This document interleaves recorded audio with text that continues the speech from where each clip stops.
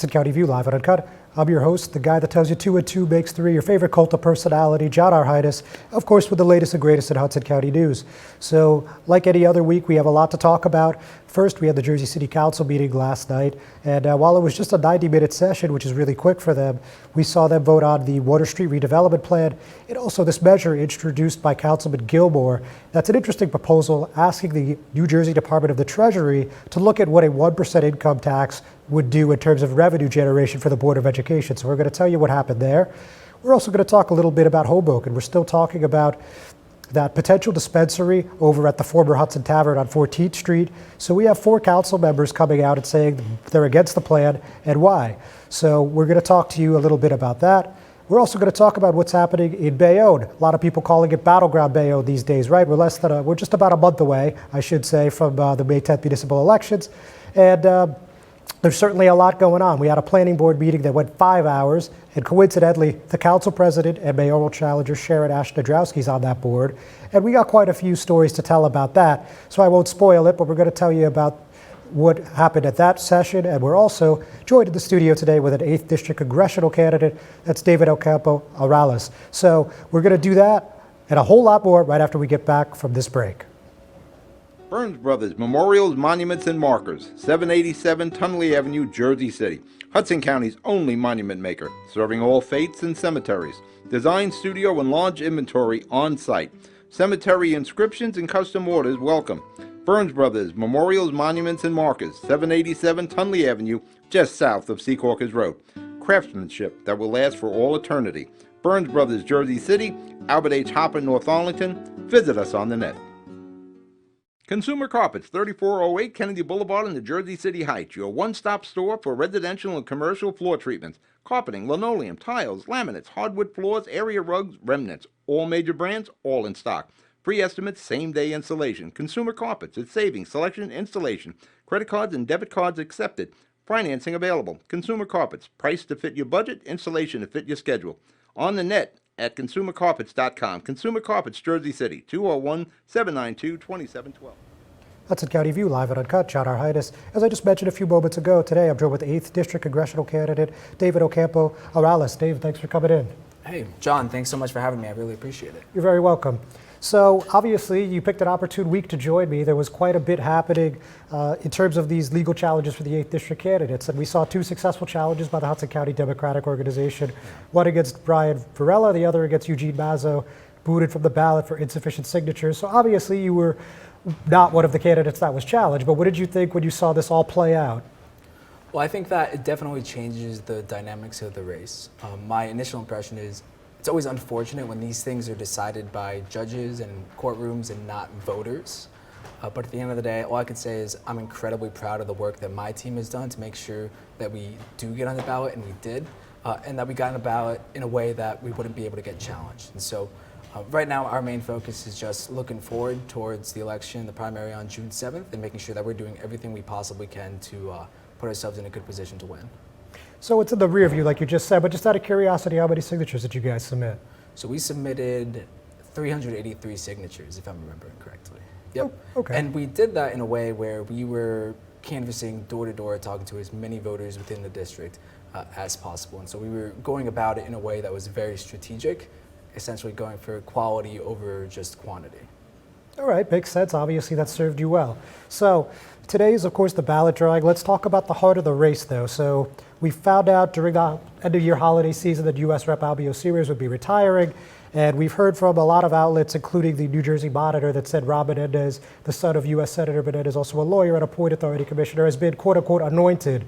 The HCDOs endorsed him. The Union County Democrats have endorsed him, Essex County Democrats, Phil Murphy. I don't need to go on the whole list, you know. Yeah. And he just raised $839,000. So look, this is a really, really steep hill to climb. Why did you think this was worth your while? Well, at the end of the day, that's what democracy is about, right? So you're right. All the headlines at the time where he's being anointed, he's being coronated. And in my opinion, democracy is about battling ideas and competing and talking to voters. And so that's what we're doing. I think that our communities deserve someone who has the same sense of urgency that we do to solve the challenges that we're facing. And I think that to have that urgency, you need to have actually lived with some of the challenges that are experienced by everyday Americans, and I have. I like to say the best experience that I have is growing up working class, because you know, I care about things like healthcare because when my dad had a cancer scare, he had to delay his retirement. I care about things like immigration because I know what it's like to worry about family members getting a knock on the door from ICE. And so there's all these challenges that our community is facing, and they deserve a champion who's going to fight tirelessly for them. And so that's what I intend to do. That's why I jumped into the race. And so, yeah, the endorsements, I'm sure they're nice. He raised an incredible amount of money. That's true. But I promise you, I don't think he cares as much as I do, and I don't think he cares as much as the constituents that are here in the district. So point blank, do you think this is a winnable race? Absolutely, I think it's a winnable race. And I also promise you I wouldn't be in this race if I didn't think it was winnable. And so it's going to come down to, I believe we have a winning message. That's in terms of the policies, that's in terms of what people think is best for the future of New Jersey and the country. I think it's just a matter of getting that message to as many people as possible.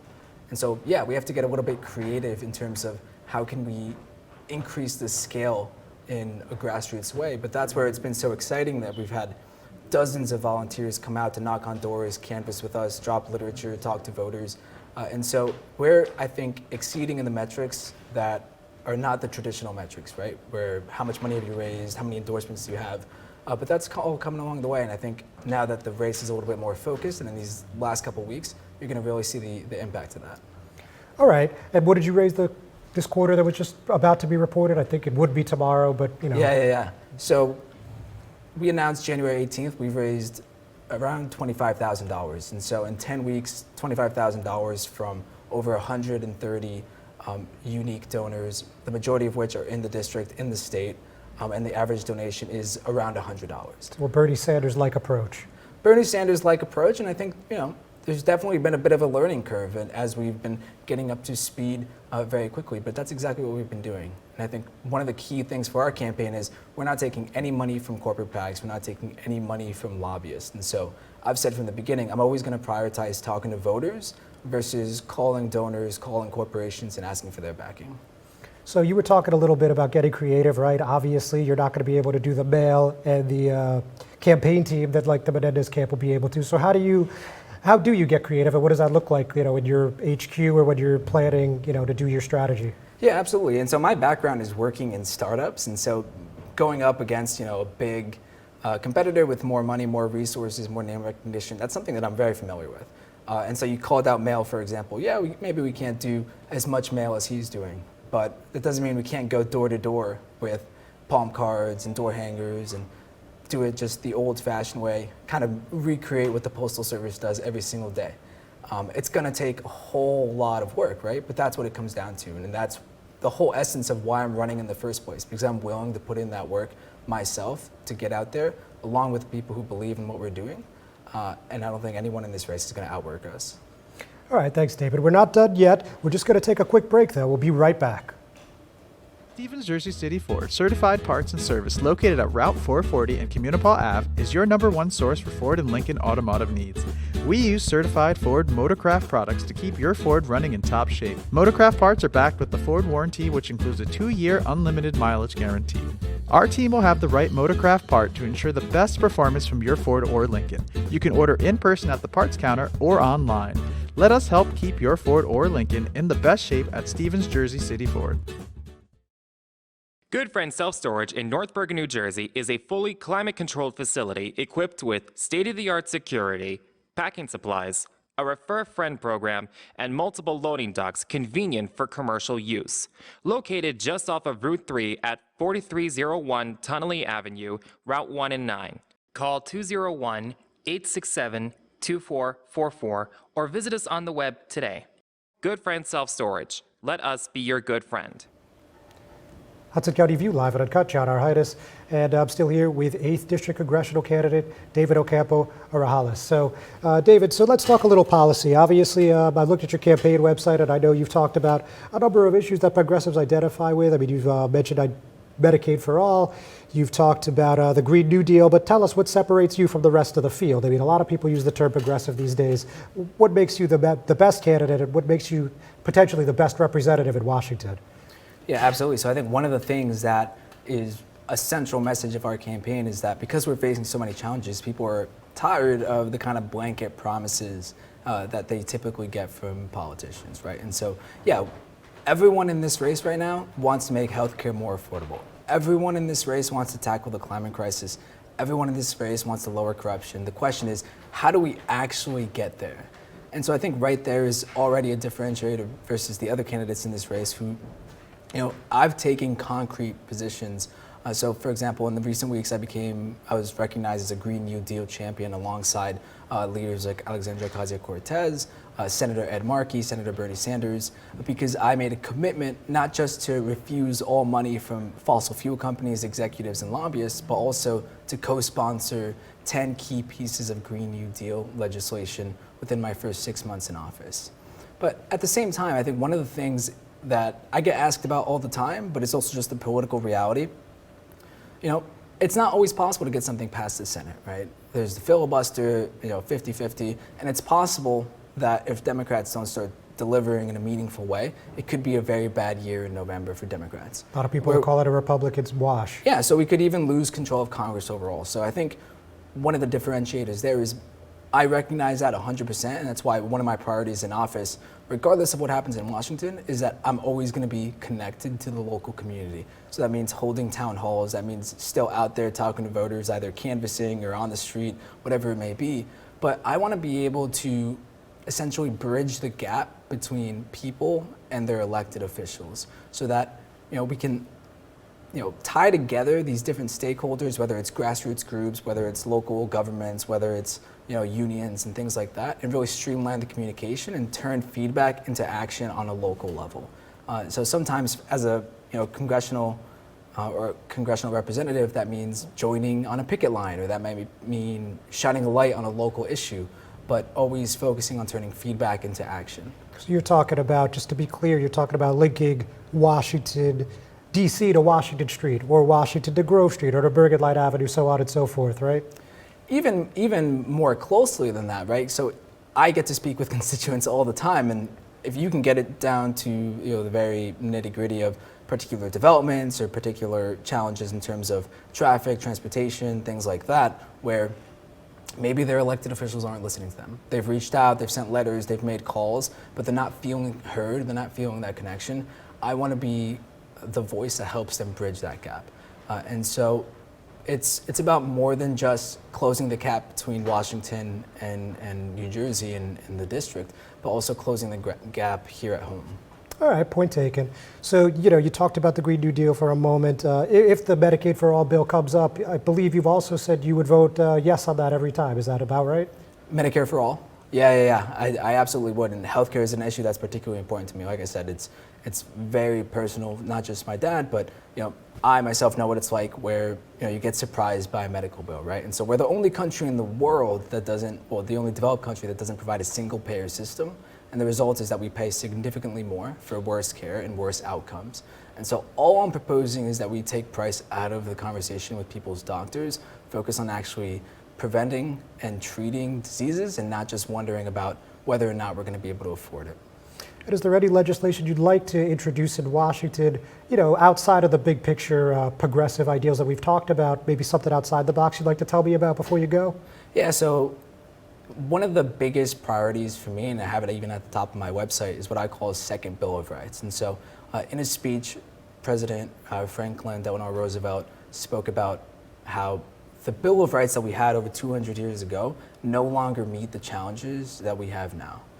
And so instituting a new one and putting into federal legislation that guarantees a right to affordable housing, guarantees a right to self-identify, a right to retire with dignity, and working towards actually fulfilling those rights and putting that on paper, that's something that's incredibly important to me. And more specific to the district, I think there's a lot of work that we need to do on transportation, and not just shipping us off to New York, but also connecting our communities here in northern New Jersey. That is something I'm going to be incredibly focused on as well. All right, thanks, David. So before you go, quickly, why should the Democratic voters of the 8th Congressional District select you on the June 7th Election Day?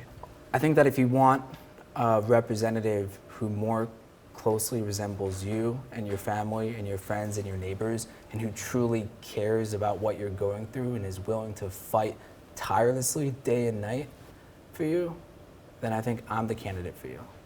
So I hope you vote for me, David Ocampo Grajales, on June 7th. David, thanks so much for joining me. Ladies and gentlemen, thanks for watching. We're not done yet, though. We'll be right back. Newport, the luxury waterfront community on the Hudson River, offers a quality of life you deserve in one of our many high-rise towers. With amenities such as the on-site Newport Path, light rail, Newport Town Square, 3 playgrounds, dog run, upscale restaurants, retail giants like Kohl's, JCPenney, Macy's, and Target. Morton Williams and Acme Supermarket are just outside your front door. A health and fitness center, skating rink, and medical facilities are also on site.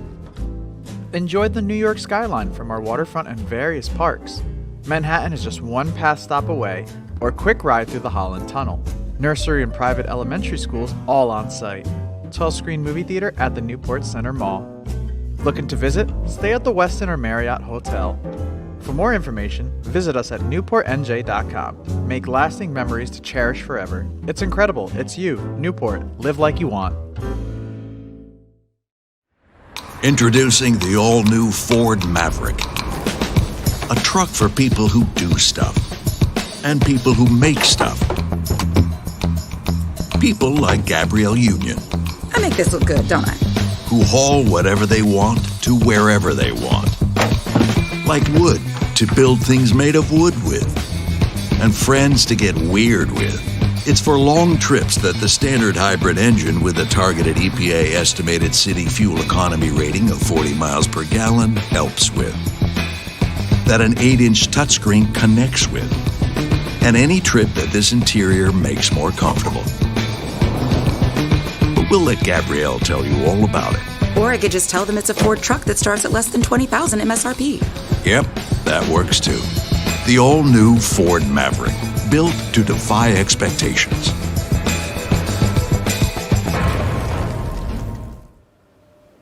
Hudson County View, live and uncut. John R. Heinis. So let's talk about a little bit about those election challenges I just mentioned when I was sitting down with David. So actually, when the week started, we had 5 congressional candidates, and now we have 3. So there was a challenge from the Hudson County Democratic Organization to 2 candidates, and that was Brian Varela, as I mentioned, and Eugene Mazzo. So at the end of the day, this case with Varela was really interesting. I mean, it was definitely not interesting that it ended up spanning 16 hours going over signatures and addresses, but the scope of it was wide, as I just kind of touched on. So he actually submitted a ton of signatures, 589, and to get on the ballot for Congress, you actually only need 200. So you would think that this would be a challenge that would probably be moot, right? But at the end of the day, probably about 95% of their challenge signatures went through. They got him down to 181, and at that point he conceded and said that he would no longer be running in the 8th District. And, you know, this was quite a development. I mean, this is not something that people really saw coming. It kind of just happened all in one big fell swoop. And it was a very detailed hearing. It, like I just said, 16 and a half hours. It's, you know, of course, not incorporating a recess here or recess there, but a lot of time was spent on this case for sure. With that said, the candidate, Brian Varela, said during the hearing when he conceded, I want to start off by announcing that I will be withdrawing my candidacy for Congress in the 8th District. I will be back, and I will be coming back stronger. This is not my last day in this field to make a difference in this world. So also, he was gracious to not only the court staff, but also to the press, including myself, who took the time to cover the case. Again, it was a very, very long and detailed hearing between Monday and Tuesday. But, you know, it's in the rear view now, and that was it. Again, just nothing I have ever seen quite like this.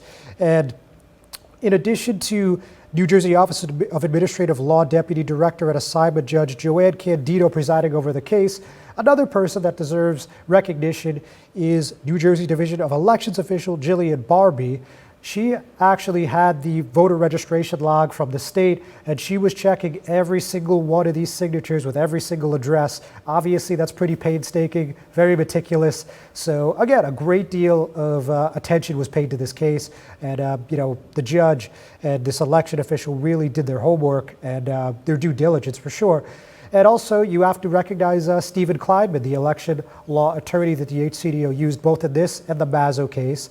The Mazzo case was a lot more anticlimactic. He only had 221 signatures. Again, you needed 200. So after a few minutes, it was pretty clear they were going to knock out 21 plus, and he conceded.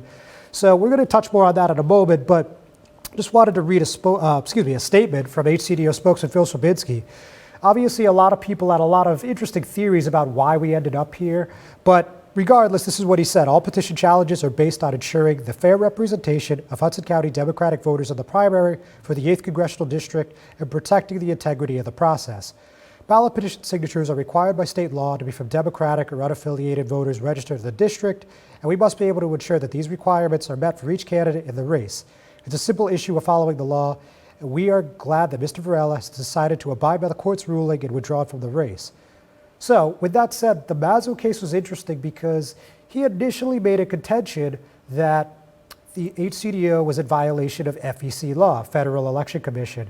Now, what exactly did he say? He said that if you're going to take a court challenge that's essentially on behalf of a candidate, saying this was on behalf of Rob Menendez, a candidate that they have endorsed, you can only spend a certain amount of money. So Amy DeGees, who brought these two challenges forward, of course she's the chair, she could spend $2,900 as an individual, and the party itself could spend $5,000. However, after making this pretty compelling argument, and he's also a law professor that specializes in FEC rules, so it has a little more weight when he says it, but despite making this claim, he actually ended up dropping out pretty shortly after that. So a bit of an anticlimactic finish there, but again, now we have a three-person race. Of course, we have Rob Menendez, we have David Ocampo Grajales, who of course was just with us a few moments ago, and we have Weehawken teacher and Roseboro Eberhard. So that's on June 7th. We're going to, of course, keep talking about that for the foreseeable future.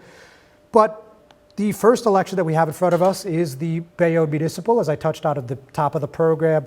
And something that we've been talking about for several weeks now is this, the peninsula at the Bayou Harbor. That's the Bayou Urban Partners Renewal Project. And it went before the planning board really late on Tuesday at about 10:30, as we're coming towards the tail end of a 5-hour hearing. We saw their attorney ask to get consideration for a subdivision. So the reason being, I guess, is really just to get a foot in the door.